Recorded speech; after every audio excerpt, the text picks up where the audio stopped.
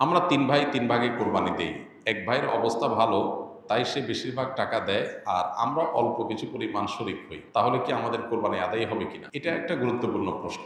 কোরবানি দেওয়ার ক্ষেত্রে বিশেষ করে যখন ভাই ব্রাদাররা মিলে কোরবানি দেন তখন এরকম পরিস্থিতি তৈরি হয়। একটা গরুর দাম ধরেন ৳৭০,০০০।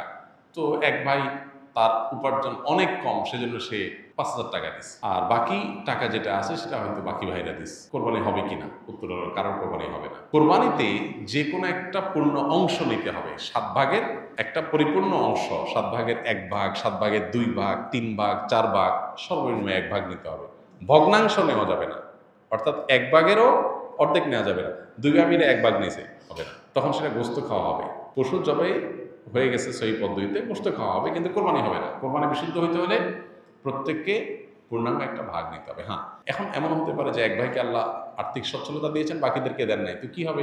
তখন সচ্ছল যিনি তিনি তার পক্ষ থেকে কোরবানি দিয়ে বাকি সবার পক্ষ থেকে দিবেন যে ঠিক আছে তোমার পক্ষ থেকে একটা শেয়ার, তুমি টাকা দিলা না, আমি তোমারটা দিয়ে দিলাম। এটা হতে পারে। অথবা আরেকটা হতে পারে যে ঠিক আছে তুমি অল্প টাকা কামাই করছো, মাত্র ৳৫,০০০ আছে, তুমি টাকা না দিলে তোমার কাছে ভালো লাগতেছে না, তুমি টাকা দিলে তোমার কাছে খুশি হবে।